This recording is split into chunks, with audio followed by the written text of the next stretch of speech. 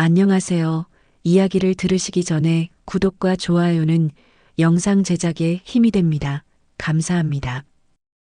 오늘도 저는 새벽 5시에 눈을 떴습니다.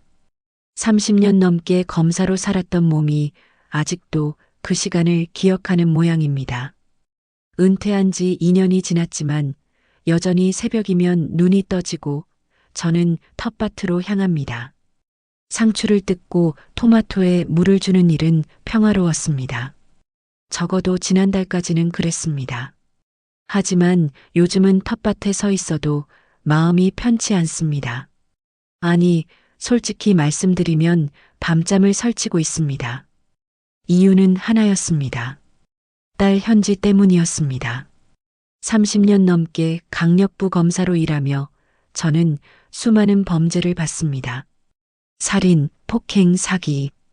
인간의 악의가 어디까지 뻗을 수 있는지 충분히 알고 있다고 생각했습니다. 그런데 이상합니다. 제 딸에게 무슨 일이 생긴 것 같은데 저는 아무것도 할 수 없었습니다. 아니, 정확히는 무슨 일이 벌어지고 있는지조차 몰랐습니다. 현지와 마지막으로 통화한 게 언제였을까요? 정확히 36일 전이었습니다. 그날도 통화는 짧았습니다. 응, 아빠. 잘 지내. 바빠. 끊을게. 목소리는 평소와 달랐습니다. 떨리고 있었습니다. 뭔가 말하고 싶은데 참는 것 같았습니다. 저는 검사 시절 수없이 들었던 그런 목소리를 알아챌 수 있었습니다. 피해자가 가해자 옆에서 전화를 받을 때 내는 그런 목소리였습니다. 현지야, 괜찮아? 무슨 일 있어? 아니야. 괜찮아. 아빠도 몸 조심해. 그리고 전화는 끊겼습니다. 그 이후로 현지는 전화를 받지 않았습니다. 문자를 보내도 답이 없었습니다. 처음엔 신혼이니까 바쁘겠지 라고 생각했습니다. 하지만 일주일이 지나고 2주일이 지나고 한 달이 지나도 연락이 없자 저는 견딜 수 없었습니다. 현지는 제 하나뿐인 딸입니다. 아내가 떠난 후 제가 홀로 키운 아이입니다. 현지가 5살 때였습니다. 발달 지연 진단을 받았습니다. 경계선 지능장애, IQ 73. 아내는 그날 밤 짐을 쌌습니다. 미안해요. 난 이렇게 살 수 없어요. 저는 붙잡지 않았습니다. 아이를 버리는 사람과 함께 살 수 없었으니까요. 그날부터 저는 아버지이자 어머니가 되었습니다. 현지는 느렸지만 성실했습니다. 순수했습니다. 세상의 악의를 이해하지 못했습니다. 그래서 제가 더 조심스러웠습니다. 현지가 28이 되던 해 김성준이라는 남자를 만났습니다. 대전에서 온 청년이었습니다. 현지는 빛나는 얼굴로 말했습니다. 아빠, 나 좋아하는 사람 생겼어. 나한테 잘해줘. 저는 경계했습니다. 하지만 현지가 행복해 보였고 성준이라는 청년도 겉으로는 괜찮아 보였습니다. 결혼식 날 저는 사돈 김영만을 만났습니다. 다단계 사업을 한다고 했습니다. 상생 네트워크라는 이름이었습니다. 그때 이미 불길한 느낌이 들었습니다. 하지만 딸의 행복을 위해 참았습니다.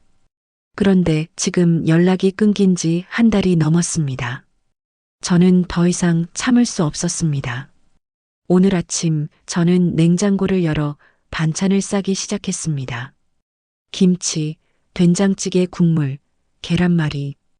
현지가 좋아하던 것들이었습니다. 무거운 보냉 가방을 들고 저는 KTX에 올랐습니다. 서울역에서 대전까지는 1시간이었습니다. 하지만 그 시간이 너무 길게 느껴졌습니다. 창밖으로 풍경이 지나갔습니다. 저는 현지가 어렸을 때를 떠올렸습니다.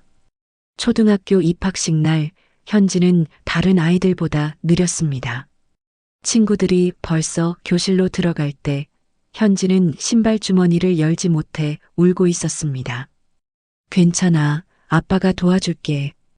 그날 이후로 저는 매일 아침 현지의 신발 주머니를 열어줬습니다. 1년이 지나서야 현지는 혼자 열 수 있게 됐습니다. 그때 현지가 말했습니다. 아빠, 나 이제 혼자 할 수 있어. 그 얼굴을 잊을 수 없습니다. 세상에서 가장 자랑스러운 표정이었습니다. 대전역에 도착했을 때는 오후 2시였습니다. 택시를 타고 현지가 사는 빌라로 향했습니다. 주소는 외웠습니다. 대전시 서구 월평동. 낡은 빌라 3층이었습니다. 계단을 오르는 동안 가슴이 두근거렸습니다.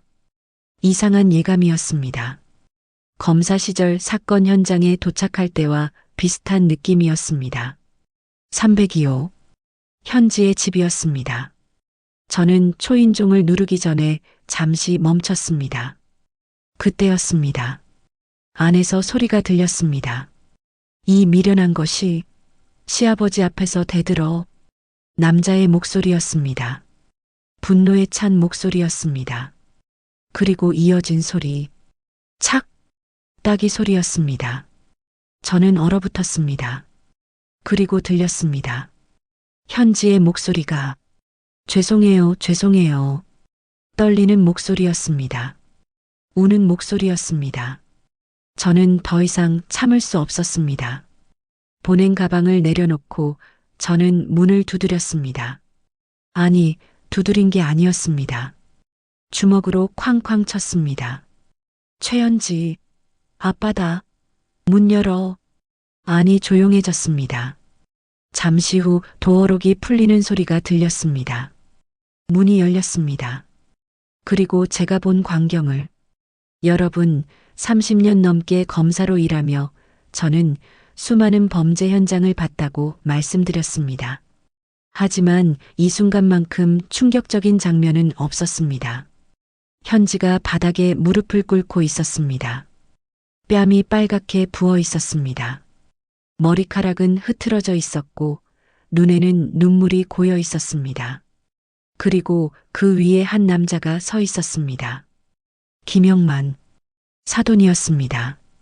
그 옆에는 김성준이 서 있었습니다. 제 사위였습니다. 무표정한 얼굴로 가만히 서 있었습니다. 도와주지도 말리지도 않았습니다. 그냥 지켜보고 있었습니다. 거실 구석에는 안사돈 박윤희와 큰아들 김성진이 있었습니다. 그들도 마찬가지였습니다. 시선을 피한 채 아무 말도 하지 않았습니다. 지금 무슨 짓입니까? 제 목소리는 낮았습니다. 검사 시절 피의자를 신문할 때 쓰던 목소리였습니다. 차갑고 단호한 목소리였습니다. 김영만이 저를 봤습니다. 당황한 표정이었습니다. 하지만 곧 태연한 척했습니다. 아, 사돈 어르신. 이게 다 오해. 오해? 저는 한 걸음 앞으로 나갔습니다. 김영만이 뒤로 물러났습니다. 제 딸 얼굴 좀 보십시오. 이게 오해입니까? 현지는 고개를 들지 못했습니다. 떨고 있었습니다. 저는 무릎을 꿇고 현지의 얼굴을 들어 올렸습니다. 눈물 자국이 선명했습니다. 뺨에는 손가락 자국이 남아 있었습니다. 현지야, 아빠가 왔다. 괜찮아. 현지가 울음을 터뜨렸습니다. 제 품에 안겨 울었습니다. 아이처럼 울었습니다. 저는 현지를 아는 채 일어섰습니다. 그리고 김영만을 똑바로 봤습니다. 지금 당장 짐을 싸라. 우리 집으로 간다. 사돈, 이건 우리 가족 일입니다. 너무 오해. 한 번 더 오해라는 말을 하시면 그때는 경찰을 부르겠습니다. 제 목소리에는 위협이 담겨 있었습니다. 김영만의 얼굴이 굳었습니다. 김성준이 한 걸음 앞으로 나왔습니다. 장인어른, 제가 설명을. 너는 입 다물어. 내가 할 말은 법정에서 들을 거다. 저는 현지의 손을 잡고 안방으로 들어갔습니다. 옷가지를 가방에 넣기 시작했습니다. 현지는 멍한 표정으로 서 있었습니다. 아빠, 나 어떡해? 괜찮아. 아빠가 다 해결할게. 짐을 싸는데 10분이 걸렸습니다. 저는 가방을 들고 거실로 나왔습니다. 김영만 가족은 여전히 서 있었습니다. 아무 말도 하지 않았습니다. 저는 현지의 손을 잡고 현관문을 나섰습니다. 계단을 내려가는 동안 현지는 울먹였습니다. 아빠, 미안해요. 내가 바보라서. 아니야. 내 잘못이 아니야. 택시를 잡아 타고 대전역으로 향했습니다. KTX를 타는 동안 현지는 제 어깨에 기댄 채 잠들었습니다. 지친 얼굴이었습니다. 저는 현지의 손을 잡았습니다. 그때 느껴졌습니다. 손목에 멍이 들어 있었습니다. 여러분, 그 순간 저는 깨달았습니다. 제가 오늘 찾아가지 않았다면 현지는 계속 그곳에서 맞았을 것입니다. 그리고 언젠가는 돌이킬 수 없는 일이 벌어졌을 것입니다. 서울역에 도착했을 때는 밤 9시였습니다. 집으로 돌아오는 택시 안에서 저는 생각했습니다. 이건 시작일 뿐이라고. 이제부터 진짜 싸움이 시작된다고. 하지만 괜찮습니다. 저는 30년 넘게 검사로 살았습니다. 싸우는 법을 압니다. 그리고 이번에는 법정에서가 아니라 아버지로서 싸울 것입니다. 제 딸을 지키기 위해서. 집에 도착한 건 밤 10시가 넘어서였습니다. 현지는 택시 안에서 내내 잠들어 있었습니다. 아니, 잠든 게 아니라 기절한 것에 가까웠습니다. 얼마나 지쳐 있었으면 이렇게까지 깊이 잠들 수 있을까요? 저는 현지를 깨우지 않고 조심스럽게 안아 올렸습니다. 예전처럼 가볍지 않았습니다. 하지만 여전히 제 딸이었습니다. 현관문을 열고 안방까지 데려가 침대에 눕혔습니다. 이불을 덮어주는데 현지가 잠꼬대를 했습니다. 아빠 살려줘. 가슴이 먹먹해졌습니다. 저는 현지의 이마를 쓰다듬어 주었습니다. 그때였습니다. 이불을 덮다가 현지의 손목이 보였습니다. 멍이 들어 있었습니다. 손목뿐이 아니었습니다. 팔뚝에도 어깨에도 시퍼런 멍자국이 있었습니다.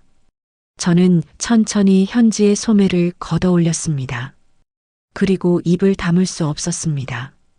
여러분, 제가 30년 넘게 검사로 일하며 가정폭력 피해자를 얼마나 많이 봤는지 아십니까? 수없이 봤습니다. 그리고 그들은 항상 똑같은 말을 했습니다. 부딪혔어요. 제가 넘어졌어요. 괜찮아요. 별일 아니에요. 거짓말이었습니다. 자기 합리화였습니다. 너무 익숙한 패턴이었습니다. 하지만 그때는 제3자로서 봤습니다. 검사로서 봤습니다. 지금은 달랐습니다. 제 딸이었습니다. 저는 거실로 나와 소파에 앉았습니다. 손이 떨렸습니다. 분노 때문이었습니다. 아니, 분노보다 더한 감정이었습니다. 무력감이었습니다. 제가 늦게 알아차린 것에 대한 자책감이었습니다. 냉장고를 열어 물을 마셨습니다. 하지만 목이 메었습니다. 저는 책상 앞에 앉아 서랍을 열었습니다. 오래된 수첩이 있었습니다. 검사 시절 쓰던 수첩이었습니다. 펜을 들고 적기 시작했습니다. 최현지 사건 피해 기록. 1. 얼굴 폭행, 뺨 부음, 손가락 자국. 2. 신체 폭행, 손목, 팔뚝, 어깨멍. 3. 가해자, 김영만 사돈, 김성준 사위, 방조자 다수. 적다 보니 손에 힘이 들어갔습니다. 펜을 쥔 손이 하얗게 질렸습니다. 새벽 2시가 넘어서야 현지가 깼습니다. 화장실에 다녀온 현지는 거실로 나왔습니다. 저는 따뜻한 우유를 데워 건넸습니다. 아빠, 미안해요. 왜 미안해? 내가 바보라서요. 그 말에 저는 고개를 저었습니다. 여러분, 현지는 바보가 아닙니다. 절대로 바보가 아닙니다. 현지는 경계선 지능장애를 가지고 있습니다. IQ 73. 의학적으로는 지적장애와 정상지능 사이라고 표현합니다. 평균보다 인지 능력이 느립니다. 세상의 복잡한 감정과 상황을 이해하는데 시간이 더 걸립니다. 하지만 그게 전부가 아닙니다. 현지는 성실합니다. 한번 배운 일은 절대 잊지 않습니다. 순수합니다. 남을 의심할 줄 모릅니다. 착합니다. 누구에게나 친절합니다. 그래서 더 위험했습니다. 세상의 악의를 이해하지 못하니까요. 현지야, 넌 바보가 아니야. 내가 순수한 거지. 하지만 아빠 나 때문에 남편이랑 시댁이 그 사람들이 잘못한 거야. 내 잘못이 아니야. 현지는 우유를 마시며 천천히 말하기 시작했습니다. 성준이를 처음 만난 건 2년 전이었습니다.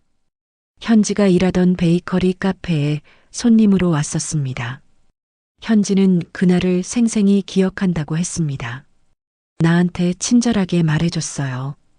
빵 맛있다고 했어요.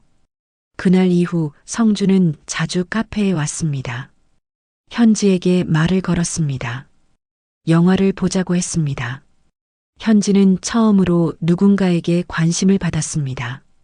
사랑받는다고 느꼈습니다. 아빠, 나도 사랑받고 싶었어요. 나도 결혼하고 싶었어요. 저는 고개를 끄덕였습니다. 당연한 마음이었습니다. 현지도 평범하게 살고 싶었을 것입니다. 사랑하고 사랑받고 가정을 꾸리고 싶었을 것입니다. 결혼식 날 성준은 다정했습니다. 현지를 아껴주는 것처럼 보였습니다. 저도 안심했습니다. 하지만 신혼집으로 이사한 후부터 달라졌습니다. 처음에는 말투가 차가워졌어요. 그 다음엔 소리를 질렀어요. 그 다음엔 현지는 말을 잇지 못했습니다. 저는 기다렸습니다. 현지는 천천히 말했습니다. 때렸어요. 처음엔 한 번이었는데 점점 자주. 성준은 현지의 휴대폰을 빼앗았습니다. 부부끼리 비밀이 있으면 안 된다는 이유였습니다. 통장도 압수했습니다. 돈 관리는 남편이 하는 거라고 했습니다. 외출도 마음대로 할 수 없었습니다. 어디 가려면 허락받아라고 했습니다. 현지는 하루하루 위축되었습니다. 웃음이 사라졌습니다. 친구들과도 연락이 끊겼습니다. 저와도 통화가 줄어들었습니다. 전화하고 싶었는데 휴대폰이 없었어요. 몰래 공중전화 쓰려고 했는데 시아버지가 따라다녔어요. 저는 주먹을 쥐었습니다. 현지는 계속 말했습니다. 그리고 서류에 도장을 찍으래요. 뭔지 모르겠는데 가족이니까 믿으래요. 무슨 서류? 잘 모르겠어요. 한자도 많고 숫자도 많고 시아버지가 이거 가족 간 보증이야. 당연한 거야 라고 해서 그 순간 저는 알았습니다. 이건 단순한 가정폭력이 아니었습니다. 계획적이었습니다. 저는 노트북을 켰습니다. 현지의 공인인증서 정보를 물었습니다. 다행히 현지는 비밀번호를 기억하고 있었습니다. 저는 은행 사이트에 접속했습니다. 화면이 떴을 때 저는 숨이 멎었습니다. 대출 잔액 1억 8천만 원. 1억 8천만 원이었습니다. 현지야, 너 대출 받은 적 있어? 없어요. 아빠, 나 대출 몰라요. 그럼 이건 뭐지? 저는 거래 내역을 확인했습니다. 대출금은 지난 6개월 동안 4차례에 걸쳐 실행되었습니다. 그리고 모두 같은 곳으로 송금되었습니다. 상생 네트워크 주식회사 대표자 김영만 사돈이었습니다. 저는 화면을 뚫어지게 봤습니다. 손이 떨렸습니다. 분노가 치밀어 올랐습니다. 검색창에 상생 네트워크를 입력했습니다. 회사 소개 페이지가 떴습니다. 건강식품 판매 및 유통, 회원 간 상생 협력 시스템, 투자 수익 보장 같은 문구들이 보였습니다. 전형적인 다단계였습니다. 아니, 다단계를 가장한 사기였습니다. 저는 더 깊이 파고들었습니다. 현지의 계좌에서 나간 돈은 상생 네트워크로 갔고 그곳에서 다시 여러 곳으로 분산되었습니다. 추적이 어렵게 만든 것입니다. 전형적인 자금 세탁 방식이었습니다. 새벽 4시가 되었습니다. 저는 모든 거래 내역을 캡처했습니다. 프린트했습니다. 파일로 저장했습니다. 증거를 확보한 것입니다. 현지는 소파에서 다시 잠들어 있었습니다. 저는 담요를 덮어주고 서재로 들어갔습니다. 책장 깊숙한 곳에 오래된 서류 가방이 있었습니다. 30년 전 검사로 임용되던 날 받은 가방이었습니다. 가방을 열었습니다. 안에는 낡은 명함 케이스가 있었습니다. 명함을 꺼냈습니다. 서울중앙지방검찰청 강력부 검사 최상철. 그 옆에는 검찰 배지가 있었습니다. 손에 쥐었습니다. 차가운 금속의 감촉이 느껴졌습니다. 여러분, 저는 30년 넘게 범죄와 싸웠습니다. 살인자를, 강도를, 사기꾼을 법정에 세웠습니다. 정의를 위해 싸웠습니다. 하지만 은퇴 후에는 그 모든 것을 내려놓았습니다. 평화롭게 살고 싶었습니다. 하지만 지금은 달랐습니다. 이건 단순한 가정폭력이 아니었습니다.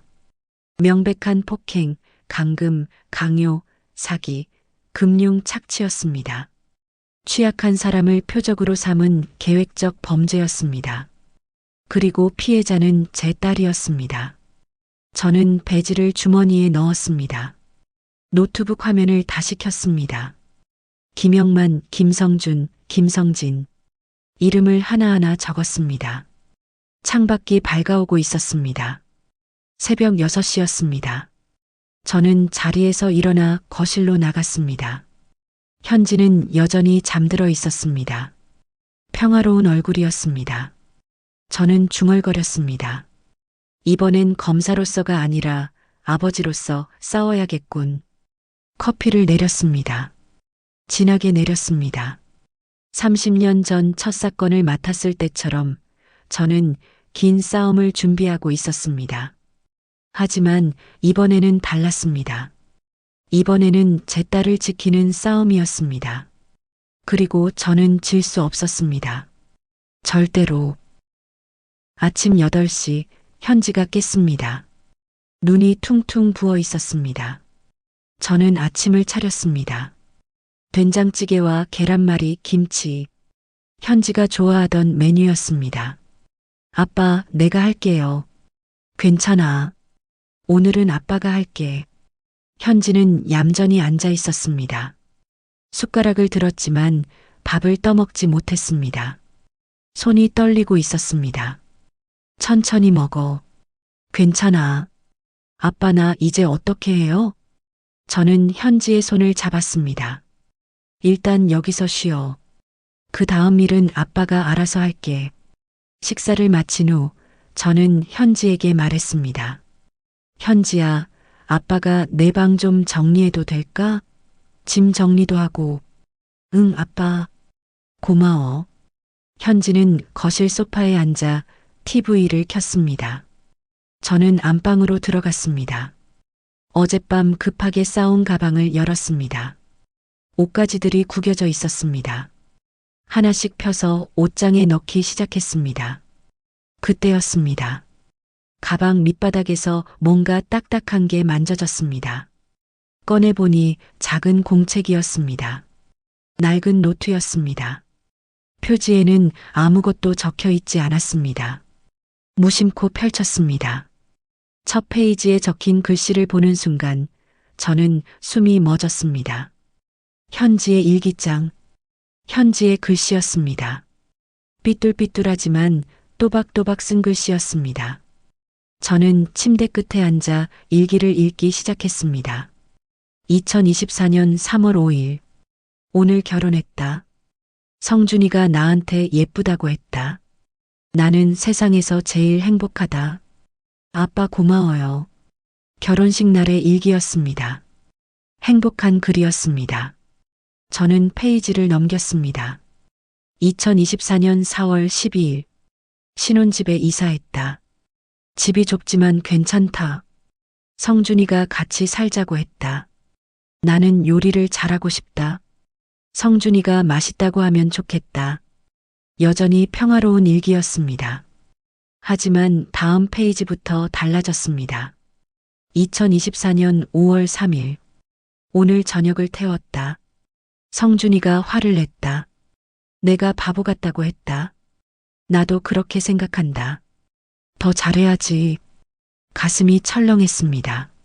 하지만 이건 시작에 불과했습니다. 2024년 5월 18일. 시아버지가 우리 집에 왔다. 나보고 돈 벌어야 한다고 했다. 나는 빵집에서 일한다고 했다. 근데 시아버지가 그건 돈이 안 된다고 했다. 나는 바보라서 큰 돈을 못 번다. 2024년 6월 2일. 오늘 성준이가 나를 처음으로 때렸다. 뺨을 맞았다. 아팠다. 나는 울었다. 성준이가 미안하다고 했다. 나는 용서했다. 부부니까. 손이 떨렸습니다. 페이지를 넘기는 손이 떨렸습니다. 2024년 6월 15일. 은행에 갔다. 시아버지가 같이 갔다. 서류에 도장을 찍으래서 찍었다. 뭔지 잘 모르겠다. 가족이니까 괜찮다고 했다. 2024년 7월 8일. 오늘도 맞았다. 팔을 3개 잡았다. 멍이 들었다. 시어머니는 내가 잘못해서 그렇다고 했다. 맞다. 내가 느려서 그런 거다. 2024년 7월 20일. 아빠한테 전화하고 싶다. 근데 휴대폰이 없다. 성준이가 가져갔다. 비밀이 있으면 안 된다고 했다. 나는 비밀 없는데. 2024년 8월 5일. 오늘은 시아버지가 때렸다. 무릎을 꿇으래서 꿇었다. 엄청 아팠다. 나는 계속 죄송하다고 했다. 근데 계속 때렸다. 왜 때리는지 모르겠다. 여러분, 저는 더 이상 읽을 수 없었습니다. 눈물이 나왔습니다. 30년 넘게 검사로 일하며 울지 않았던 제가 딸의 일기를 보며 울었습니다. 하지만 저는 계속 읽었습니다. 읽어야 했습니다. 알아야 했으니까요. 2024년 9월 12일. 또 은행에 갔다. 또 서류에 도장 찍었다. 이번에는 돈이 많이 적혀 있었다. 물어봤더니 시아버지가 화를 냈다. 가족끼리 의심하냐고 했다. 미안하다고 했다. 2024년 9월 28일. 외출하고 싶다. 친구들 보고 싶다. 아빠 보고 싶다. 근데 나갈 수가 없다. 문 비밀번호를 바꿨다. 나는 모른다. 물어봤더니 맞았다. 2024년 10월 3일. 배가 고프다. 밥을 안 준다. 말을 안 들어서 그렇다고 한다. 나는 말을 들었는데 잘 모르겠다. 아빠가 해준 김치가 먹고 싶다. 2024년 10월 10일. 오늘 시댁 식구들이 다 왔다. 나한테 욕을 했다. 멍청하다고 쓸모없다고 돈만 축낸다고 했다. 나는 무릎 꿇고 사과했다. 근데 용서 안 해줬다. 그리고 마지막 페이지였습니다. 2024년 10월 15일. 아빠, 살려줘요. 나는 너무 무서워요. 집에 가고 싶어요. 아빠 집으로 가고 싶어요. 근데 못 나가요. 아빠 어떡해요? 나 죽을 것 같아요. 아빠 제발 나를 찾아줘요. 살려줘요. 그날이 이틀 전이었습니다. 저는 일기장을 덮었습니다. 손이 떨렸습니다. 온몸이 떨렸습니다. 분노였습니다. 아니, 분노를 넘어선 무언가였습니다. 거실로 나갔습니다. 현지는 TV를 보고 있었습니다. 만화 프로그램이었습니다. 멍하니 보고 있었습니다. 현지야. 응, 아빠. 이리 와봐. 현지가 다가왔습니다. 저는 일기장을 꺼내 들었습니다. 이거 내가 쓴 거지? 현지의 얼굴이 하얗게 질렸습니다. 아빠 그거 괜찮아. 화내는 거 아니야. 아빠가 읽어도 되겠니? 현지는 고개를 끄덕였습니다. 그리고 작은 목소리로 말했습니다. 아빠한테 말하고 싶었어요. 근데 못했어요. 그래서 일기장에 적었어요. 저는 현지를 안았습니다. 꽉 안았습니다. 미안하다. 아빠가 늦게 알았어. 진작 알아챘어야 했는데. 아빠 잘못 아니에요. 아니야. 아빠 잘못이야. 아빠가 더 자주 연락했어야 했어. 더 일찍 찾아갔어야 했어. 현지는 제 품에서 울었습니다. 저는 현지의 등을 쓰다듬어 주었습니다. 한참 후 현지가 진정되자 저는 물었습니다. 현지야, 은행에서 도장 찍었다고 했지? 기억나? 응, 2번인가 3번? 더 자세히 말해줄 수 있어? 현지는 천천히 기억을 떠올렸습니다. 처음에는 시아버지가 같이 갔어요. 은행 아저씨가 서류를 보여줬어요.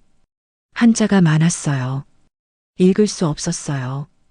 그래서 시아버지가 이거 가족끼리 보증 서는 거야. 믿음이 있어야지라고 했어요. 그래서 도장 찍었어요. 은행원은 뭐라고 했어? 본인 맞으시죠? 여기 서명하세요라고 했어요. 그래서 서명했어요. 전형적인 수법이었습니다. 취약한 사람을 데려가서 복잡한 서류를 보여주고 가족이라는 명목으로 서명을 받는 것이었습니다. 은행원도 제대로 확인하지 않았을 것입니다. 2번째는 그건 집에서 했어요. 시아버지랑 시어머니, 큰아들이 다 있었어요. 서류를 주면서 이거 빨리 찍어라고 했어요. 설명은 안 해줬어? 아니요. 물어보니까 화를 냈어요. 가족끼리 의심하냐고 했어요. 그래서 그냥 찍었어요. 명백한 강요였습니다. 사기였습니다. 저는 노트북을 가져왔습니다. 현지에게 보여줬습니다. 현지야, 이거 봐. 내 이름으로 대출이 1억 8천만 원 나갔어. 1억 8천? 현지는 숫자를 이해하지 못했습니다. 당연했습니다. 현지에게 1억 8천만 원은 상상할 수 없는 액수였습니다. 이 돈이 어디로 갔는지 알아? 몰라요. 시아버지 회사로 갔어. 상생 네트워크. 현지는 멍한 표정이었습니다. 아빠, 그럼 나 빚이 있어요? 그렇게 된 거지. 근데 걱정 마. 이건 내가 빌린 게 아니야. 내가 속은 거야. 어떻게 해요? 저는 현지의 손을 잡았습니다. 아빠가 해결할게. 약속해. 그날 저녁 현지가 잠든 후 저는 서재에 앉았습니다. 일기장을 다시 펼쳤습니다. 한 장 한 장 읽으며 날짜와 내용을 정리했습니다. 폭행 기록 14건, 강요 기록 7건, 금융거래 강요 3건, 모두 명백한 범죄였습니다. 하지만 증거가 더 필요했습니다. 일기장만으로는 부족했습니다. 객관적 증거가 필요했습니다. CCTV, 녹음, 계약서 원본. 저는 결심했습니다. 내일 다시 대전에 가야 했습니다. 이번에는 증거를 확보하러 가는 것이었습니다. 휴대폰을 꺼내 메모했습니다. 필요한 것, 빌라 내부 CCTV 영상, 금융거래 계약서 원본, 상생 네트워크 사업자 등록증, 김영만 통화 녹음, 30년 검사 경력이 발동했습니다. 증거 확보 계획을 세웠습니다. 어떻게 들어갈지, 어떻게 찾을지, 어떻게 나올지. 새벽 2시가 넘었습니다. 하지만 잠이 오지 않았습니다. 저는 창밖을 봤습니다. 서울의 야경이 보였습니다. 중얼거렸습니다. 내일 끝장을 보자. 현지의 일기장 마지막 페이지가 머릿속에 맴돌았습니다. 아빠 살려줘요. 여러분, 제가 그 글을 읽는 순간 확신했습니다. 이건 단순한 부부 갈등이 아니었습니다. 구조적 폭력이었습니다. 계획적 범죄였습니다. 그리고 저는 이것을 끝내야 했습니다. 검사로서가 아니라 아버지로서. 커피를 한 잔 더 내렸습니다. 긴 밤이 될 것 같았습니다. 내일을 위해 준비해야 했습니다. 제 딸을 구하기 위해 새벽 4시 알람이 울리기 전에 눈이 떠졌습니다. 30년 동안 몸에 밴 습관이었습니다. 검사 시절 중요한 수사가 있는 날이면 항상 이 시간에 일어났습니다. 조용히 침대에서 일어나 옷장을 열었습니다. 오랜만에 정장을 꺼냈습니다. 검은색 양복과 흰 셔츠, 진한 남색 넥타이. 거울 앞에 섰습니다. 넥타이를 매는 손이 익숙하게 움직였습니다. 거울 속 제 모습은 여전히 검사처럼 보였습니다. 비록 은퇴했지만 오늘만큼은 다시 그 사람이 되어야 했습니다. 세면을 마치고 거실로 나왔을 때 깜짝 놀랐습니다. 현지가 소파에 앉아 있었습니다. 옷을 입고 신발까지 신은 채였습니다. 현지야, 왜 앉아? 아빠, 나도 갈래요. 안 돼. 위험해. 아빠 혼자 가지 마요. 현지의 목소리는 단호했습니다. 평소와 달랐습니다. 저는 현지의 눈을 봤습니다. 두려움이 있었지만 동시에 결심도 보였습니다. 현지야, 거기 가면 그 사람들 볼 수도 있어. 알아요. 근데 나도 가야 해요. 내일이니까. 저는 잠시 고민했습니다. 하지만 현지의 표정을 보니 말릴 수 없었습니다. 어쩌면 현지도 이 과정을 겪어야 할지 모른다고 생각했습니다. 피해자에서 벗어나기 위해서는 직면해야 했습니다. 알았어. 하지만 아빠 말 잘 들어야 해. 위험하면 바로 나와야 해. 응, 약속할게. 우리는 새벽 5시 기차를 탔습니다. KTX 안은 텅 비어 있었습니다. 현지는 창밖을 보며 말없이 앉아 있었습니다. 저는 현지의 손을 잡았습니다. 차갑게 식어 있었습니다. 무섭지? 응, 조금. 아빠가 옆에 있어. 걱정 마. 대전역에 도착한 건 오전 6시 반이었습니다. 택시를 타고 월평동으로 향했습니다. 빌라 앞에 도착했을 때 저는 일부러 건물 뒤쪽에서 내렸습니다. 현지야, 저 집 지금 누가 있을까? 아마 다들 자고 있을 거예요. 시아버지는 8시에 출근하고 시어머니랑 성준이는 9시쯤 나가요. 좋아. 우리 조금만 기다리자. 근처 편의점으로 가서 커피를 샀습니다. 창가 자리에 앉아 빌라를 지켜봤습니다. 7시 50분 김영만이 나왔습니다. 차에 올라타 떠났습니다. 8시 40분 박윤희와 김성준이 나왔습니다. 같은 차를 타고 떠났습니다. 큰아들은? 성진 오빠는 거의 집에 안 와요. 자기 집 있어요. 좋아. 그럼 지금 집이 비었겠네. 우리는 빌라로 들어갔습니다. 계단을 올라 3층에 도착했습니다. 302호 앞에 섰습니다. 현지가 떨고 있었습니다. 현지야, 괜찮아? 응, 괜찮아요. 비밀번호 알지? 응. 근데 바뀌었을 수도 있어요. 일단 해보자. 현지가 도어락 버튼을 눌렀습니다. 삑삑삑 소리가 났습니다. 틀렸습니다. 현지가 다시 눌렀습니다. 또 틀렸습니다. 아빠 안 돼요. 저는 생각했습니다. 30년 검사 경력 중 많은 현장을 방문했습니다. 그때 배운 것들이 있었습니다. 현지야, 성준이 생일이 뭐지? 8월 12일이요. 812. 눌렀습니다. 삑삑삑. 틀렸습니다. 시아버지 생일은 11월 5일. 1105. 눌렀습니다. 빅 마이너스하고 문이 열렸습니다. 들어가자. 문을 열고 안으로 들어갔습니다. 현지는 몸을 떨었습니다. 저는 현지의 어깨를 감싸 안았습니다. 괜찮아. 아빠가 있어. 집안은 어두웠습니다. 커튼이 쳐져 있었습니다. 저는 조명을 켰습니다. 거실이 보였습니다. 이틀 전 현지가 무릎 꿇고 있던 그 자리였습니다. 현지야, 여기 CCTV 있다고 했지? 응.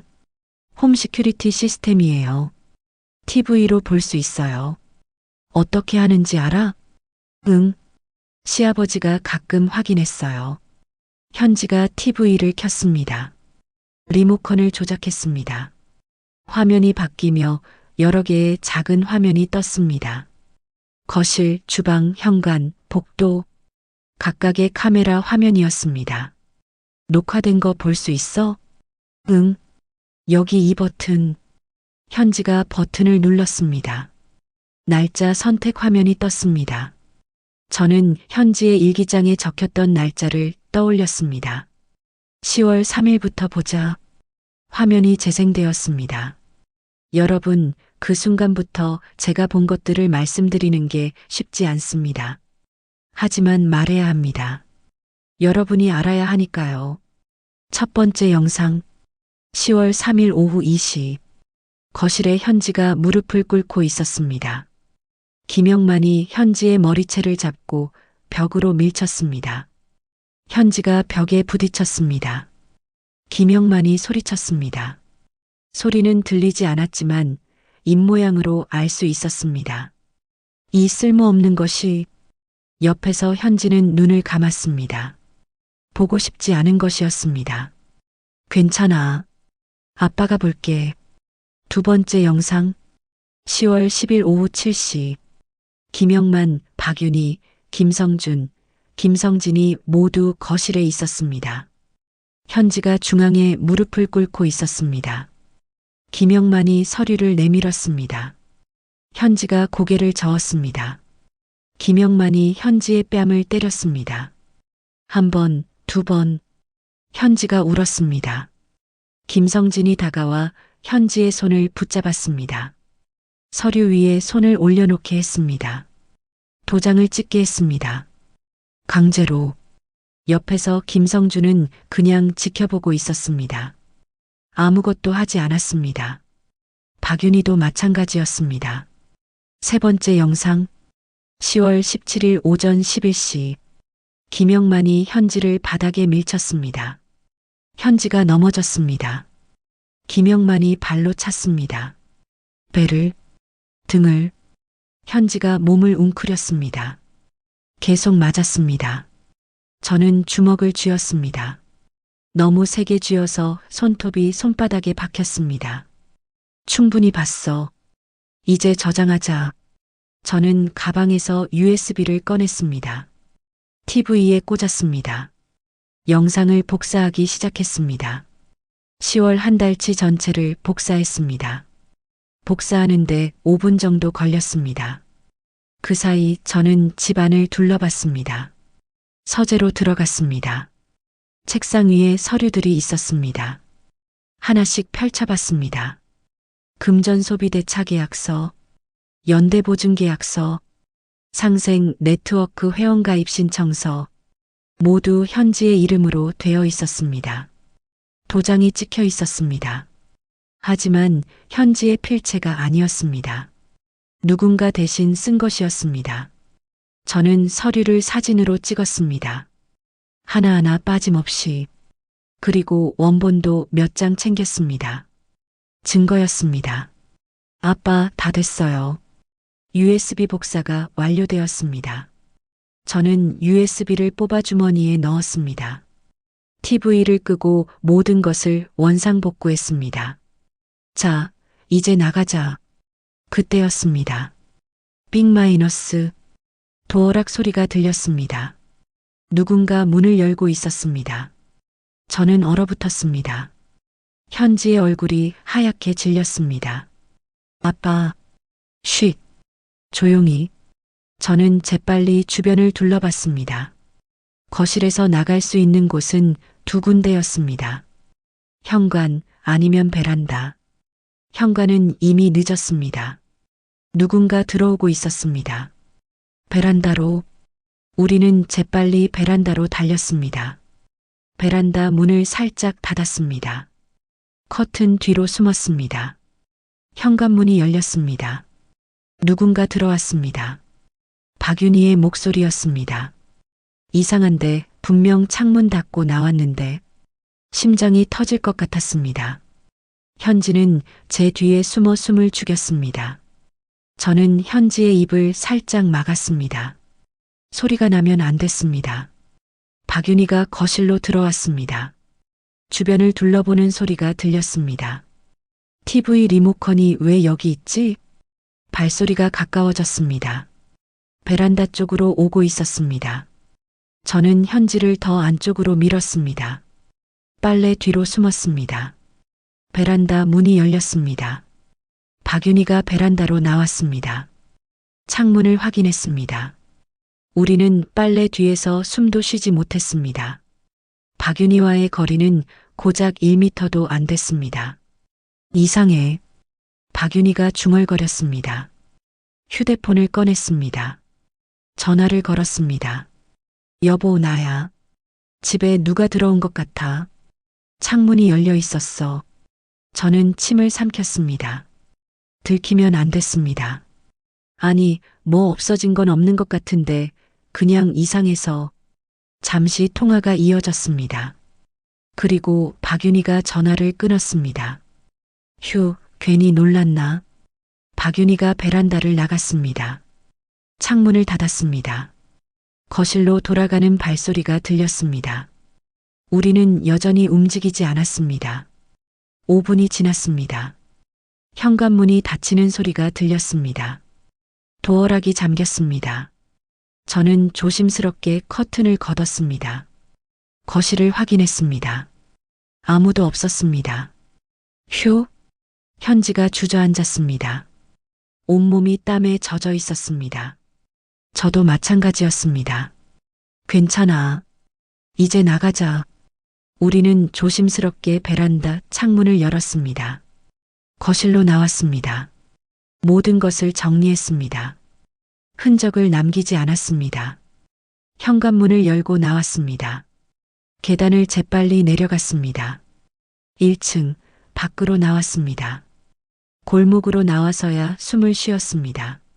아빠 무서웠어요. 나도 무서웠어. 잘했어, 현지야. 저는 주머니를 확인했습니다. USB가 있었습니다. 증거를 확보했습니다. 택시를 잡아탔습니다. 대전역으로 향했습니다. 차 안에서 저는 USB를 꺼내 들었습니다. 작은 물건이었습니다. 하지만 이 안에는 결정적 증거가 들어 있었습니다. 여러분, 그날 우리가 확보한 것은 단순한 영상이 아니었습니다. 명백한 폭행, 강요, 협박의 증거였습니다. 법정에서 쓸 수 있는 객관적 증거였습니다. KTX를 타고 서울로 돌아오는 내내 저는 생각했습니다. 이제 준비가 됐다고. 다음 단계로 넘어갈 시간이라고. 현지는 제 어깨에 기대어 잠들었습니다. 평화로운 얼굴이었습니다. 저는 현지의 머리를 쓰다듬어 주었습니다. 조금만 더 참아. 곧 끝날 거야. 창밖으로 풍경이 지나갔습니다. 서울이 가까워지고 있었습니다. 그리고 정의도 가까워지고 있었습니다. USB 하나. 오늘 확보한 첫 번째 결정타였습니다. 하지만 이건 시작일 뿐이었습니다. 이제 진짜 싸움이 시작될 것이었습니다. 서울에 도착한 건 저녁 7시였습니다. 집으로 돌아오자마자 저는 노트북을 켰습니다. USB를 꽂았습니다. 현지는 샤워를 하러 갔고 저는 홀로 서재에 앉았습니다. 영상을 재생했습니다. 하나하나 꼼꼼히 확인했습니다. 30년 검사 생활 동안 수없이 했던 일이었습니다. 증거를 분석하고 범죄 사실을 정리하고 기소 계획을 세우는 일. 첫 번째 영상을 멈췄습니다. 김영만이 현지의 머리채를 잡는 장면이었습니다. 캡처했습니다. 파일 이름을 증거일, 폭행일로 저장했습니다. 두 번째 영상. 김성진이 현지의 손을 잡고 강제로 도장을 찍게 하는 장면. 캡처, 증거일, 강요일. 세 번째, 네 번째, 다섯 번째. 계속 캡처하고 저장했습니다. 1시간이 지났습니다. 폴더에는 37개의 파일이 생겼습니다. 모두 명백한 증거였습니다.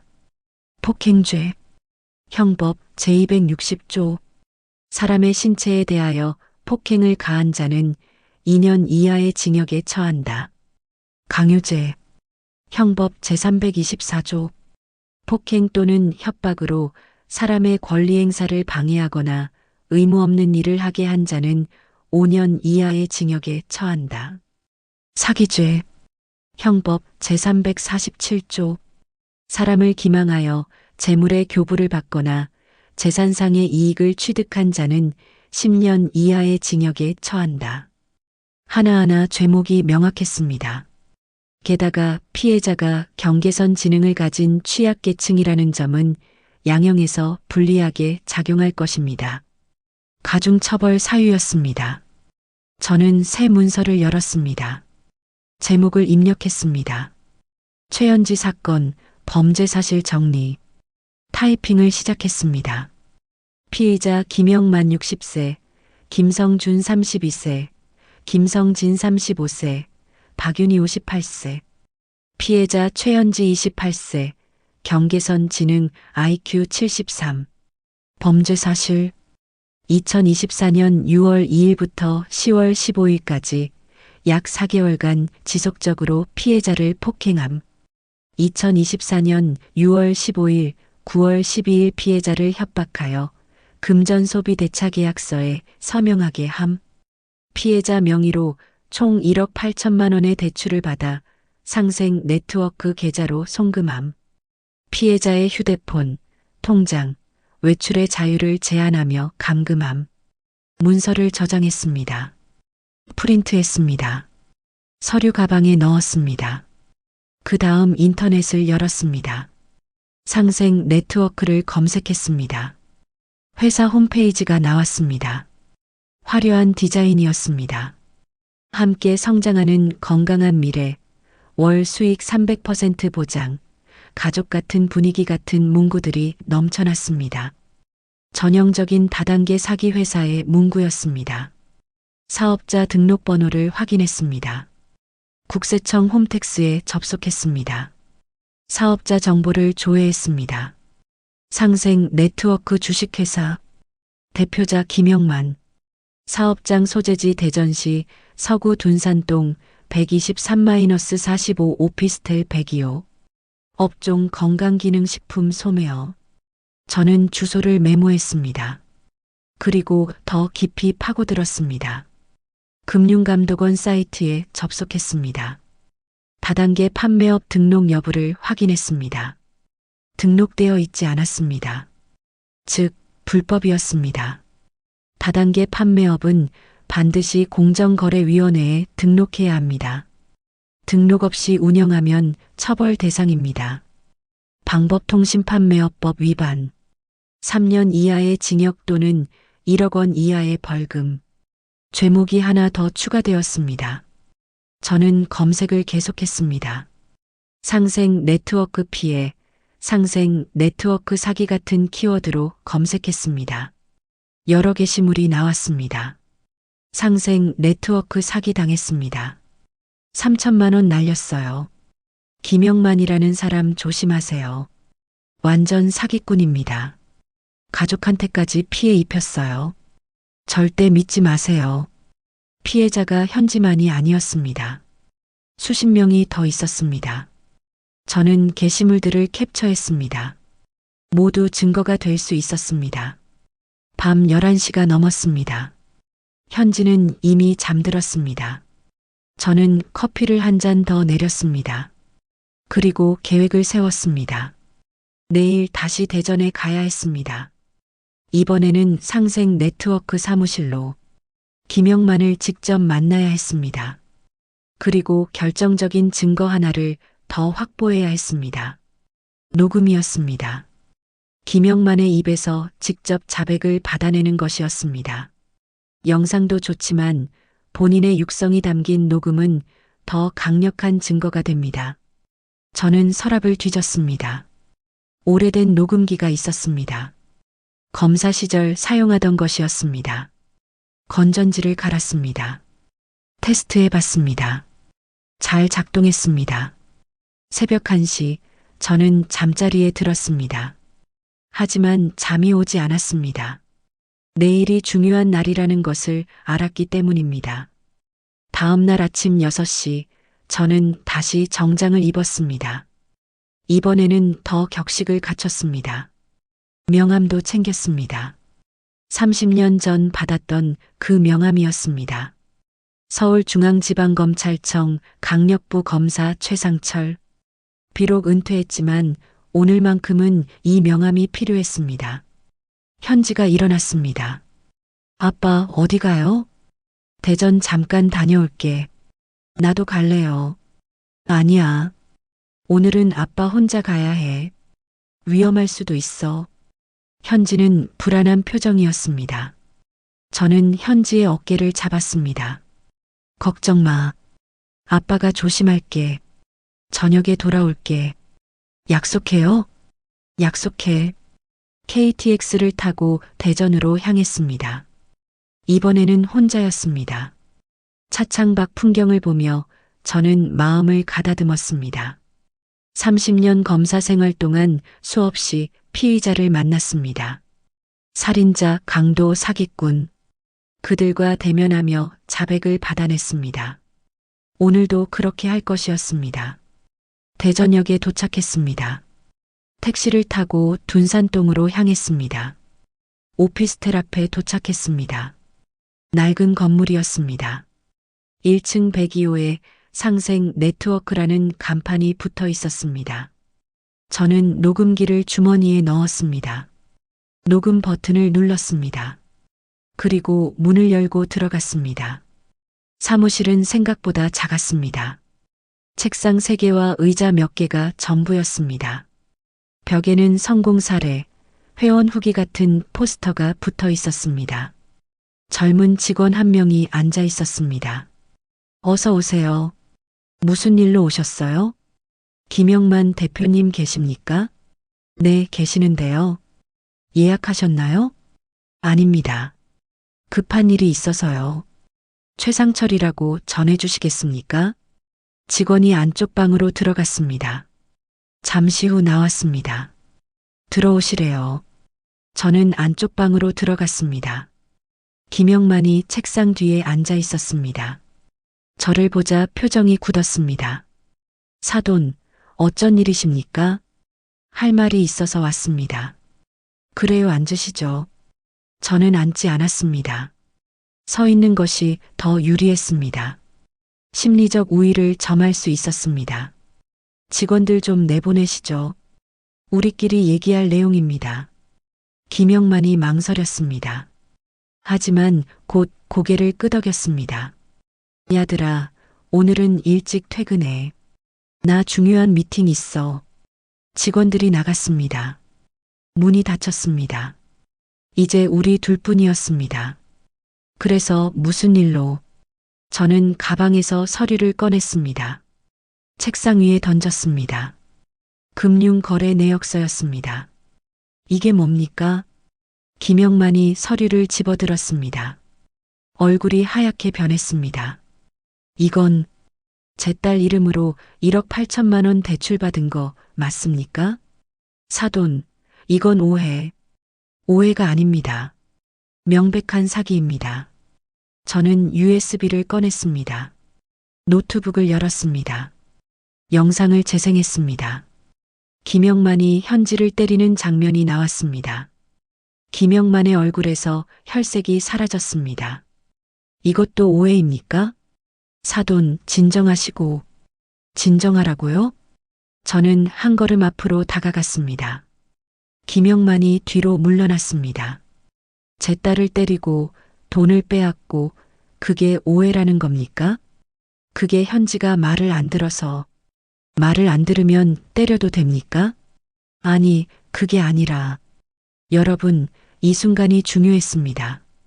피의자가 말을 더듬을 때, 변명을 시작할 때, 그때가 자백을 받아낼 기회였습니다. 솔직하게 말씀하시죠. 처음부터 계획한 거 아닙니까? 뭘 계획했다는 겁니까? 현지를 이용해서 돈을 뺏으려고 한 거 아닙니까? 경계선 지능장애라는 걸 알고 속이기 쉬울 거라고 생각한 거 아닙니까? 김영만이 잠시 침묵했습니다. 그리고 돌연 태도가 바뀌었습니다. 그래서 어쩌겠다는 겁니까? 뭐라고요? 증거가 있으면 뭐합니까? 경찰 가시겠어요? 가세요. 근데 현지가 법정에서 제대로 증언이나 할 수 있을까요? 저는 이를 악물었습니다. 현지는 지능이 낮잖아요. 법정에서 말도 제대로 못할 거예요. 변호사들이 막 물어보면 울기만 할 거예요. 지금 뭐라는 겁니까? 현실을 말하는 거죠. 약한 애는 당하는 거예요. 세상이 원래 그래요. 강한 놈이 살아남는 거예요. 그 순간이었습니다. 제가 기다렸던 말이었습니다. 그 말 녹음됐습니다. 저는 주머니에서 녹음기를 꺼냈습니다. 빨간 불이 켜져 있었습니다. 김영만의 얼굴이 굳었습니다.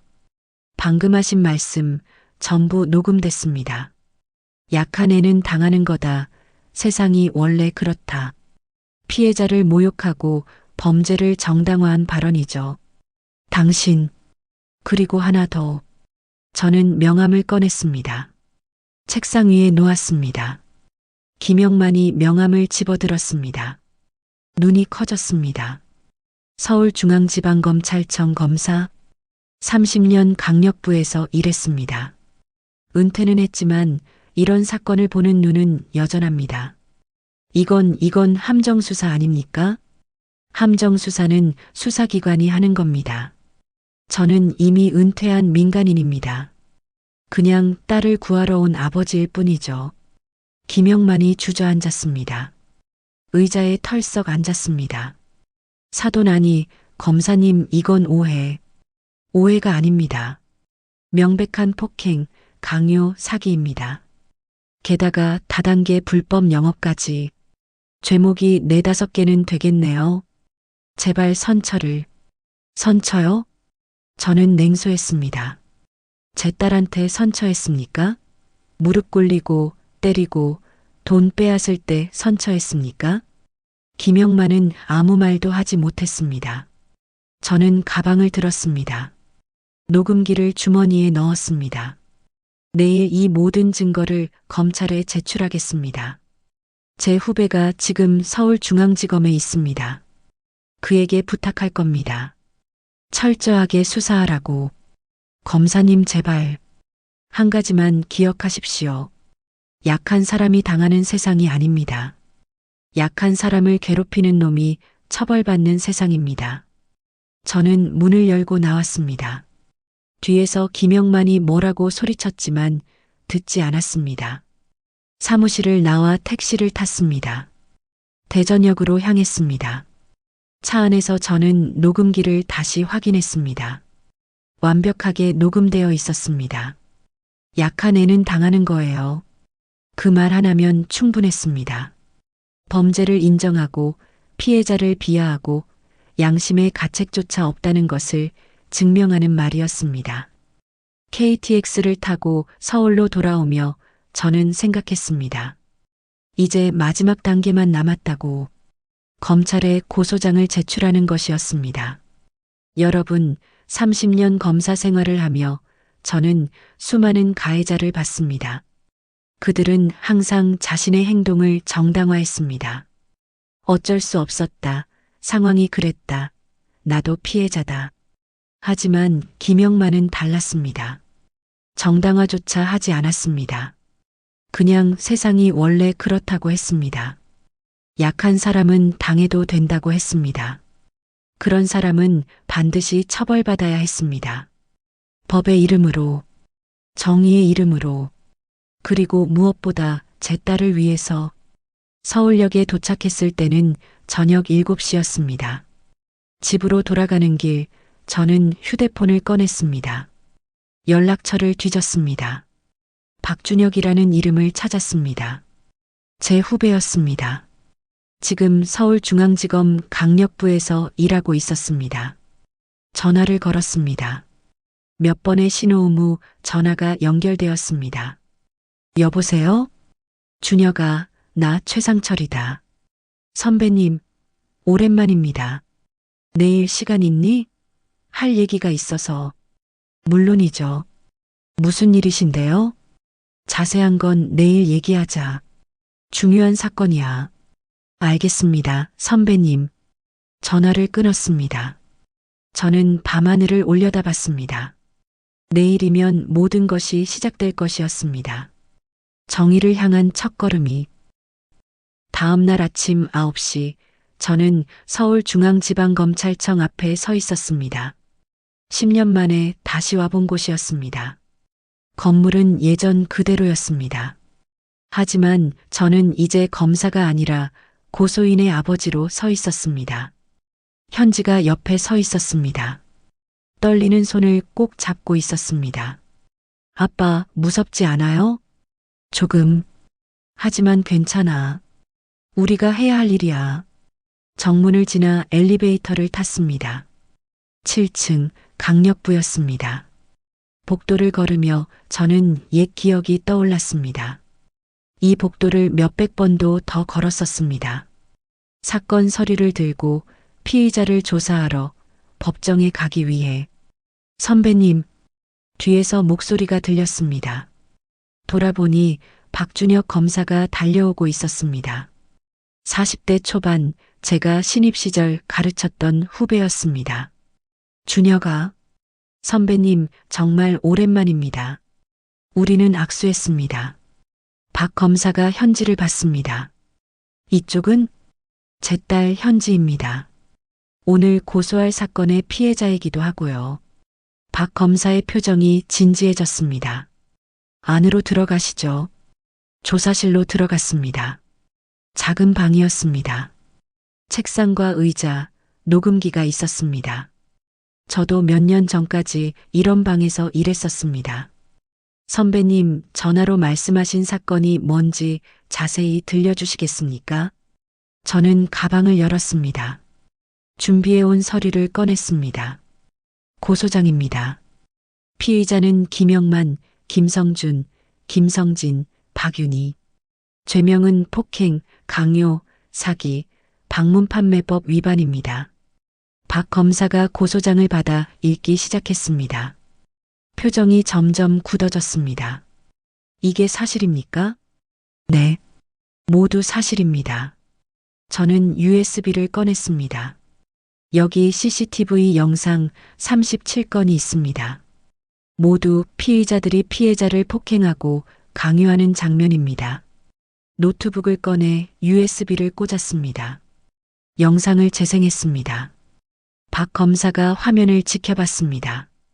얼굴이 점점 굳어졌습니다. 이건 명백한 폭행이네요. 그뿐이 아닙니다. 저는 현지의 일기장을 꺼냈습니다. 피해자가 직접 쓴 일기장입니다. 4개월간의 피해 기록이 상세히 적혀 있습니다. 박 검사가 일기장을 넘겨봤습니다. 입술을 깨물었습니다. 그리고 이건 금융거래 내역서입니다. 피해자 명의로 1억 8천만 원이 대출됐고 모두 피의자 김영만의 회사로 송금됐습니다. 상생 네트워크, 다단계 사기 조직입니다. 공정거래위원회에 미등록 상태로 불법 영업 중입니다. 박 검사가 서류들을 쭉 훑어봤습니다. 그리고 마지막으로 이것. 저는 녹음기를 꺼냈습니다. 어제 녹음한 파일을 재생했습니다. 약한 애는 당하는 거예요. 세상이 원래 그래요. 김영만의 목소리가 울려 퍼졌습니다. 박 검사의 표정이 일그러졌습니다. 이건 피의자 김영만이 직접 한 말입니다. 범죄를 인정하고 피해자를 비하하는 내용입니다. 박 검사는 잠시 침묵했습니다. 그리고 저를 똑바로 봤습니다. 선배님, 이 사건 제가 맡겠습니다. 고맙다, 준혁아. 선배님께 배운 게 있지 않습니까? 정의는 약자를 위해 존재한다고 말씀하셨잖아요. 저는 고개를 끄덕였습니다. 제가 신입 검사 시절 항상 하던 말이었습니다.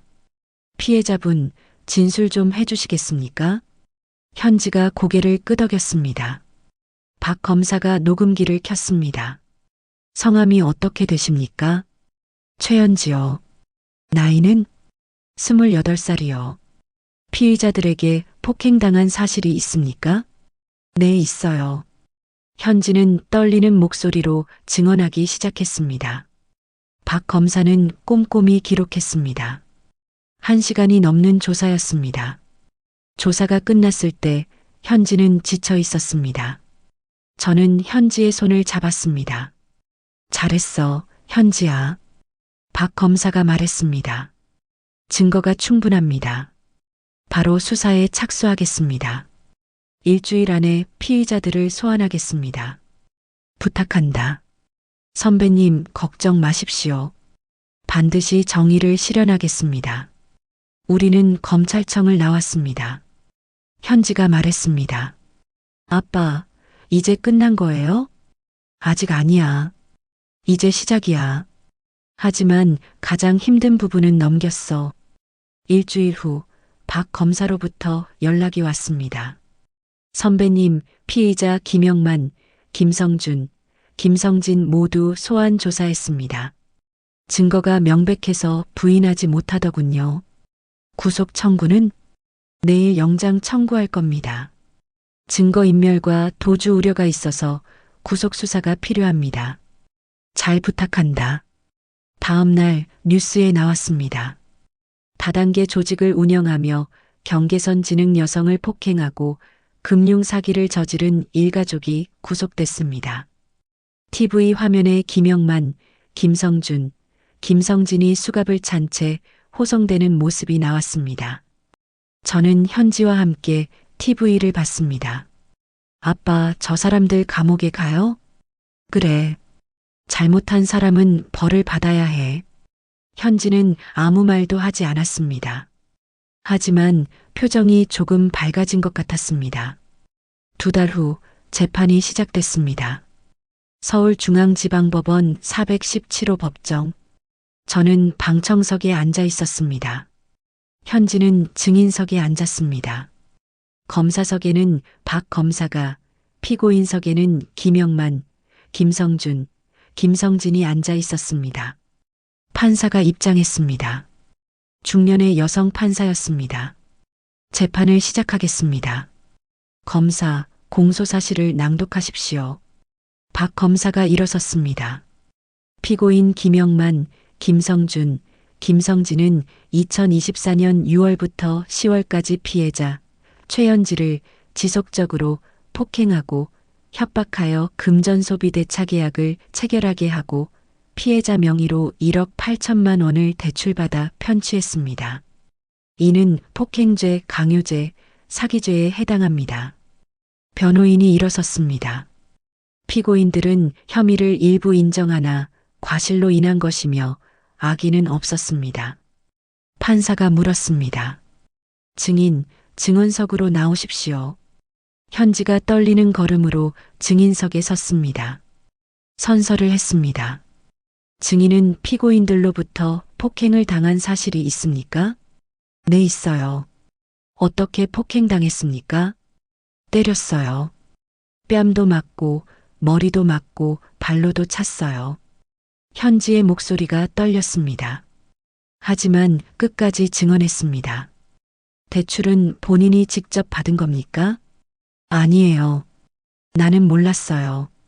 시아버지가 도장 찍으래서 찍었어요. 가족이니까 믿으래서. 현지가 울먹였습니다. 판사가 잠시 쉬었다 하자고 했습니다. 변호인이 반대 신문을 시작했습니다. 증인은 경계선 지능을 가지고 있다고 들었습니다. 기억이 정확합니까? 박 검사가 벌떡 일어났습니다. 이에 있습니다. 증인의 지능을 문제 삼는 것은 부적절합니다. 이에 인정합니다. 변호인, 질문을 바꾸십시오. 재판은 3시간 동안 이어졌습니다. CCTV 영상이 재생됐습니다. 일기장이 증거로 제출됐습니다. 녹음 파일이 재생됐습니다. 약한 애는 당하는 거예요. 법정에 김영만의 목소리가 울려 퍼졌습니다. 방청객들이 웅성거렸습니다. 김영만이 일어났습니다. 마지막 진술 기회였습니다. 재판장님, 저도 몰랐습니다. 현지가 그렇게까지 약한 애인 줄은. 여러분, 그 순간 저는 분노했습니다. 아직도 현지를 약한 애라고 불렀습니다. 반성이 없었습니다. 판사도 마찬가지였던 것 같습니다. 표정이 차갑게 굳었습니다. 피고인들의 태도를 보니 반성의 기미가 전혀 보이지 않습니다. 잠시 후 선고하겠습니다. 30분 후 판사가 다시 입장했습니다. 선고문을 읽기 시작했습니다. 피고인 김영만, 김성준, 김성진에 대한 판결을 선고합니다. 법정이 조용해졌습니다. 피고인들은 피해자가 경계선 지능을 가진 취약계층임을 알고도 이를 악용하여 지속적으로 폭행하고 금전을 편취했습니다. 이는 죄질이 극히 불량하며 피해자에게 씻을 수 없는 정신적 트라우마를 남겼습니다. 김영만의 얼굴이 하얗게 질렸습니다. 특히 피고인 김영만은 약한 사람은 당해도 된다는 취지의 발언을 하며 범행을 정당화했습니다. 이는 우리 사회가 결코 용납할 수 없는 반인권적 태도입니다. 판사의 목소리가 법정에 울렸습니다. 피고인 김영만, 징역 7년을 선고합니다. 피고인 김성준, 징역 5년을 선고합니다. 피고인 김성진, 징역 4년을 선고합니다. 쿵! 방망이 소리가 울렸습니다. 김영만이 무너졌습니다. 김성준은 고개를 떨궜습니다. 김성진은 눈물을 흘렸습니다. 저는 현지를 봤습니다. 현지는 멍하니 앉아 있었습니다. 실감이 나지 않는 표정이었습니다. 현지야, 끝났어. 이겼어. 현지가 저를 봤습니다. 그리고 천천히 울기 시작했습니다. 기쁨의 눈물인지 슬픔의 눈물인지 알 수 없었습니다. 아마 둘 다였을 것입니다. 법정을 나왔습니다. 복도에는 기자들이 몰려 있었습니다. 피해자 가족분이시죠? 한 말씀 해주시겠습니까? 저는 잠시 망설였습니다. 그리고 입을 열었습니다.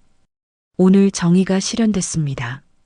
약한 사람을 괴롭히는 것은 범죄입니다. 반드시 처벌받습니다. 이 사회가 그런 곳이라는 것을 오늘 증명했습니다. 그날 저녁 뉴스에 나왔습니다. 경계선 지능 여성을 표적으로 한 조직적 사기 사건, 징역 7년 실형 선고. 앵커가 말했습니다. 이번 판결은 취약계층을 대상으로 한 범죄에 대해 엄정한 처벌이 필요하다는 사회적 경각심을 일깨웠다는 평가를 받고 있습니다. 화면이 바뀌었습니다. 전문가 인터뷰였습니다. 경계선 지능을 가진 분들은 우리 사회의 약 14%나 됩니다. 하지만 그동안 사회적 보호망에서 소외되어 왔습니다. 이번 사건을 계기로 제도적 보완이 필요합니다. 며칠 후 박 검사로부터 연락이 왔습니다. 선배님, 이번 사건 여파가 큽니다. 복지부에서 경계선 지능 지원 정책을 추진하기로 했답니다. 그래? 네. 그리고 상생 네트워크를 수사하다 보니 추가 피해자가 37명이나 나왔습니다. 모두 구제 절차를 진행 중입니다. 잘 됐군. 선배님 덕분입니다. 선배님이 아니었다면 이 사건은 묻혔을 겁니다. 아니야. 준혁이 내가 잘한 거지. 전화를 끊고 저는 창밖을 봤습니다. 가을이 깊어가고 있었습니다. 현지는 거실에서 빵 만드는 영상을 보고 있었습니다. 평화로운 모습이었습니다. 저는 생각했습니다. 정의는 늦을 수 있지만 멈추지는 않는다고. 약한 사람이 당하는 세상이 아니라 약한 사람을 괴롭히는 자가 처벌받는 세상이 되어야 한다고. 그리고 오늘 우리는 그것을 증명했습니다. 여러분, 이것이 정의의 무게입니다. 무겁지만 반드시 기울어야 할 저울입니다. 가해자가 아닌 피해자 쪽으로. 법정을 나서던 날 저는 중얼거렸습니다. 정의는 늦어도 멈추진 않는다. 그 말이 사실이 된 날이었습니다. 현지가 저를 불렀습니다. 아빠, 이거 봐. 빵 만드는 거 배우고 싶어? 저는 현지 옆에 앉았습니다. 화면에는 예쁜 빵들이 나왔습니다. 그래, 배우자. 아빠가 도와줄게. 현지가 웃었습니다. 오랜만에 보는 밝은 웃음이었습니다. 그 웃음을 지켜주는 것. 그것이 제가 할 일이었습니다. 검사로서가 아니라 아버지로서. 재판이 끝나고 2달이 지났습니다. 계절은 가을에서 겨울로 넘어가고 있었습니다. 저는 현지와 함께 서울을 떠나기로 결심했습니다. 새로운 시작이 필요했습니다. 대전의 기억이 있는 곳도 법정의 무거움이 남아있는 곳도 아닌 전혀 새로운 곳에서 경기도 양평 조용한 시골 마을이었습니다. 작은 전원주택을 구했습니다. 마당이 있고 텃밭을 가꿀 수 있는 집이었습니다. 현지가 좋아할 만한 곳이었습니다. 이사 온 첫날 현지는 마당을 돌아다니며 신기해했습니다. 아빠, 여기 진짜 넓어요. 그래. 여기서 빵도 만들고 꽃도 심고 그렇게 살자. 좋아요. 현지의 얼굴에 미소가 돌아왔습니다. 오랜만에 보는 편안한 미소였습니다. 하지만 밤이 되면 달랐습니다. 현지는 여전히 악몽에 시달렸습니다. 비명을 지르며 깨어났습니다. 식은땀을 흘리며 떨었습니다. 아빠 무서워요. 괜찮아. 아빠가 여기 있어. 이제 안전해. 저는 현지를 안아주었습니다. 등을 쓰다듬어 주었습니다. 현지가 다시 잠들 때까지 옆에 앉아 있었습니다. 트라우마는 하루아침에 사라지지 않았습니다. 재판에서 이겼다고 해서, 가해자들이 감옥에 갔다고 해서 상처가 바로 아무는 것은 아니었습니다. 여러분, 이것이 현실이었습니다. 정의는 실현됐지만 치유에는 시간이 필요했습니다. 저는 심리상담센터를 알아봤습니다. 양평에서 가까운 곳에 트라우마 전문 상담사가 있었습니다. 현지와 함께 상담을 받기 시작했습니다. 일주일에 2번씩. 첫 상담날 상담사가 말했습니다. 현지 씨, 지금 느끼는 두려움은 당연한 거예요. 잘못된 게 아니에요. 하지만 나는 이제 안전한데 왜 자꾸 무서울까요? 몸이 기억하고 있기 때문이에요. 시간이 필요해요. 천천히 가면 돼요. 현지는 고개를 끄덕였습니다. 그날 이후 현지는 꾸준히 상담을 받았습니다. 조금씩, 아주 조금씩 나아지기 시작했습니다. 어느 날 아침 현지가 말했습니다. 아빠, 나 빵 만들고 싶어요. 그래. 네. 사람들한테 빵 주면 기분 좋아요. 예전에 베이커리에서 일할 때 손님들이 웃는 거 보는 게 좋았어요. 저는 고개를 끄덕였습니다. 좋아. 그럼 배워보자. 마을에 작은 빵집이 있었습니다. 햇살 베이커리라는 이름이었습니다. 50대 중반의 사장님이 혼자 운영하는 작은 가게였습니다. 저는 현지를 데리고 가게에 들어갔습니다. 빵 냄새가 좋았습니다. 어서 오세요. 안녕하세요. 혹시 직원 구하시나요? 사장님이 고개를 가로저었습니다. 아니요, 지금은 괜찮습니다. 그게 아니라 제 딸이 빵 만드는 걸 배우고 싶어 하는데 일하면서 배울 수 있을까 해서요. 급여는 적어도 괜찮습니다. 사장님이 현지를 봤습니다.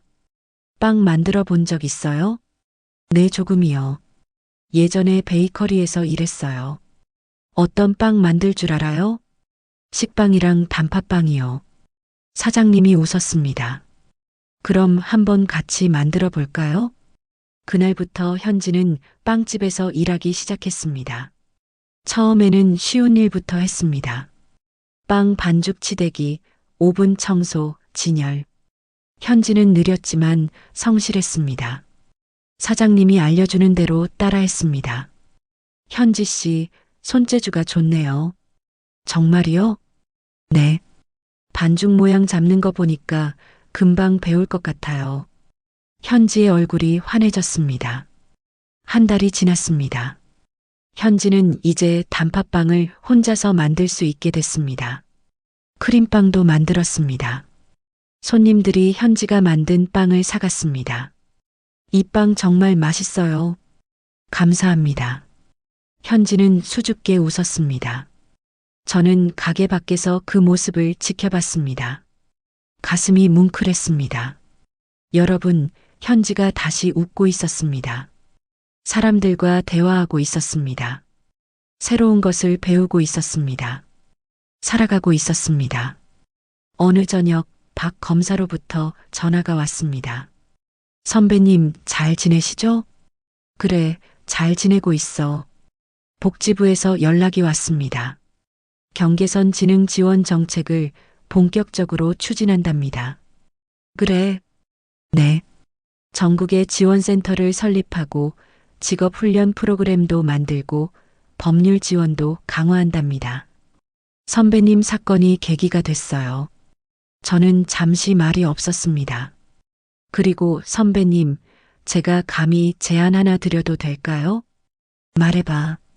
선배님께서 직접 센터 하나 만드시면 어떨까요? 경계선 지능 권익보호센터 같은 거요.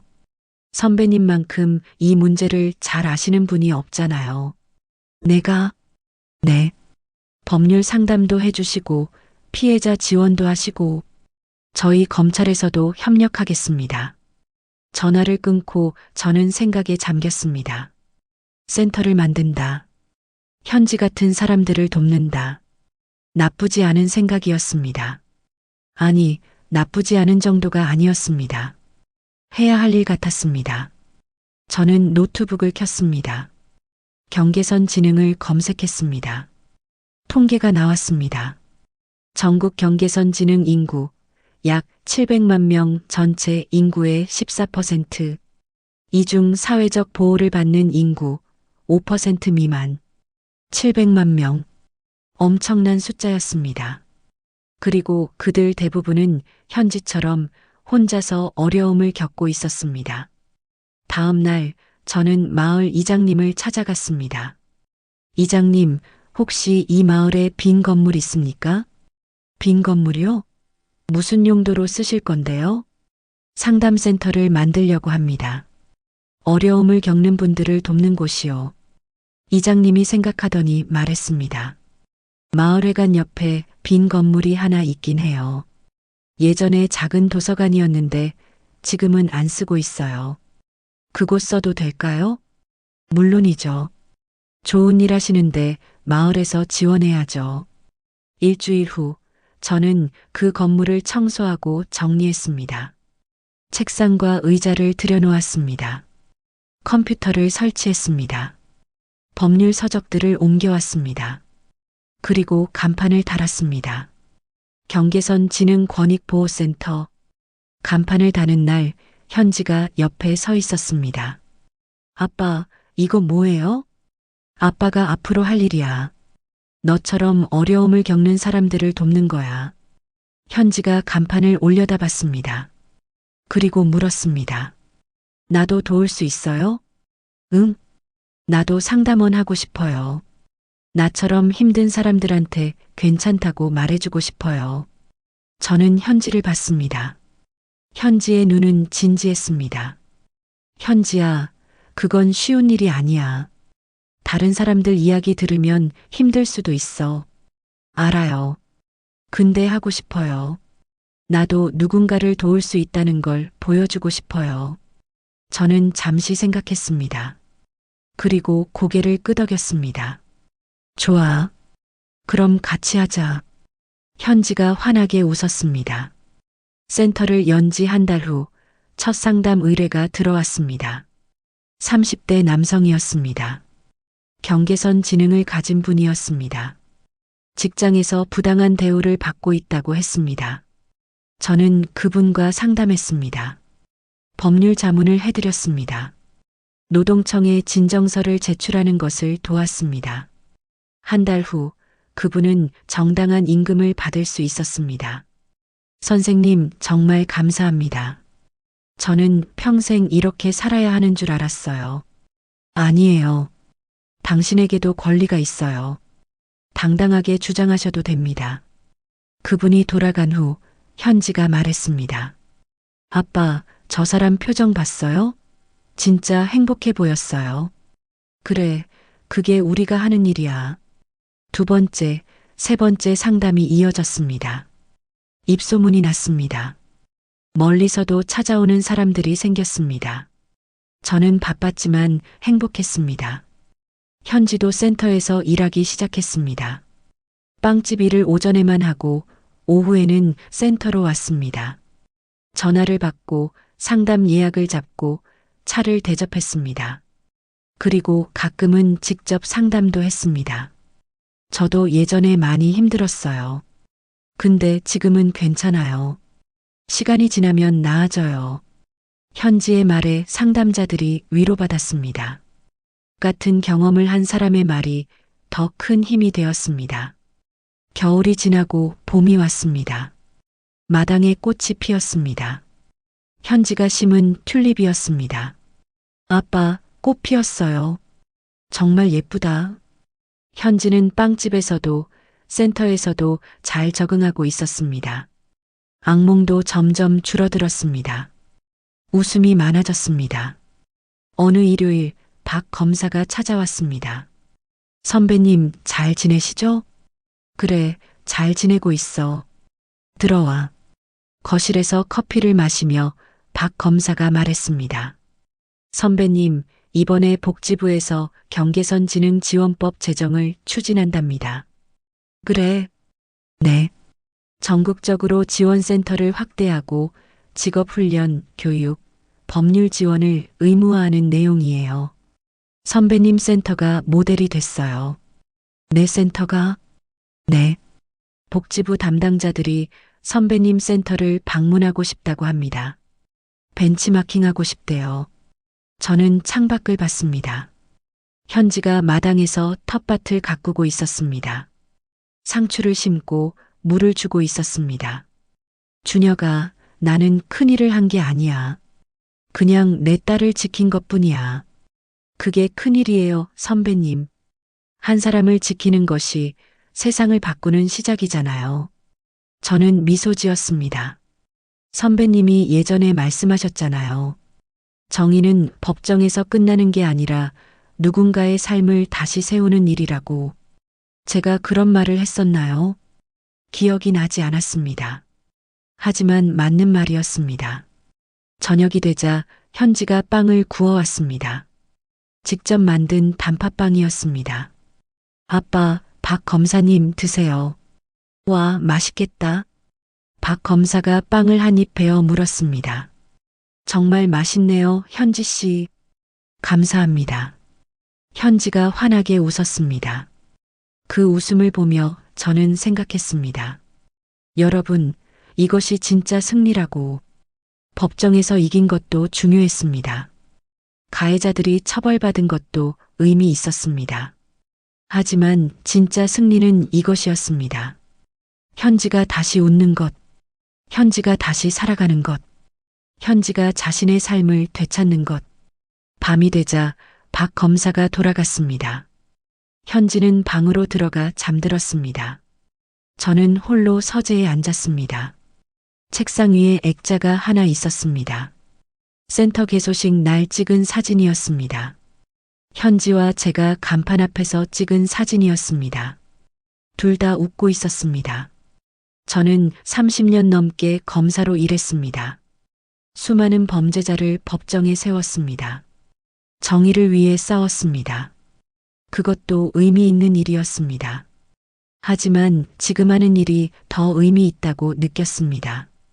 한 사람 한 사람을 돕는 일, 그들의 삶을 다시 세우는 일, 희망을 주는 일. 창밖으로 별이 빛나고 있었습니다. 조용한 밤이었습니다. 저는 중얼거렸습니다. 정의란 법정에서 끝나는 게 아니라 누군가의 삶을 다시 세우는 일이구나. 그리고 깨달았습니다. 제가 은퇴한 건 끝이 아니라 새로운 시작이었다고. 검사로서의 삶이 끝났지만 아버지로서의 싸움은 계속되고 있다고. 그리고 이제는 더 많은 사람들을 위한 싸움이라고. 다음 날 아침 센터 문을 열자 이미 2명이 기다리고 있었습니다. 상담 예약을 한 분들이었습니다. 어서 오세요. 현지가 차를 준비했습니다. 저는 상담실로 그들을 안내했습니다. 편하게 앉으세요. 천천히 말씀해 주세요. 제가 도와드리겠습니다. 창밖에서 빵 굽는 냄새가 날아왔습니다. 현지가 아침에 만든 빵이었습니다. 따뜻한 냄새였습니다. 여러분, 이것이 제 새로운 삶이었습니다. 정의의 무게는 무겁지만 저는 기꺼이 그 무게를 짊어질 것입니다. 한 사람 한 사람을 위해, 현지처럼 상처받은 사람들을 위해, 그리고 더 나은 세상을 위해. 하얀 빵가루가 날리는 창가에서 저는 다시 한번 다짐했습니다. 정의는 멈추지 않는다고. 약한 사람이 당하는 세상이 아니라 약한 사람이 보호받는 세상을 만들겠다고. 그것이 제가 남은 인생을 바칠 일이라고. 현지가 문을 열고 들어왔습니다. 따뜻한 빵을 들고 있었습니다. 아빠, 상담 끝났어요? 빵 구웠어요. 고마워, 현지야. 현지는 웃으며 빵을 내려놓았습니다. 그리고 상담자들에게도 빵을 건넸습니다. 드세요. 제가 직접 만들었어요. 고맙습니다. 상담자가 빵을 한 입 베어 물었습니다. 그리고 웃었습니다. 맛있네요. 그 순간 저는 알았습니다. 이것이 치유라고. 이것이 희망이라고. 이것이 우리가 만들어가는 새로운 세상이라고. 정의의 무게는 무겁지만 함께라면 충분히 견딜 수 있었습니다. 현지와 저, 그리고 우리를 믿고 찾아오는 모든 사람들과 함께 창밖으로 봄 햇살이 들어왔습니다. 따뜻한 빛이었습니다. 새로운 계절이 시작되고 있었습니다.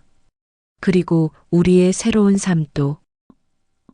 이야기는 즐거우셨나요? 구독과 좋아요는 영상 제작에 힘이 됩니다. 감사합니다.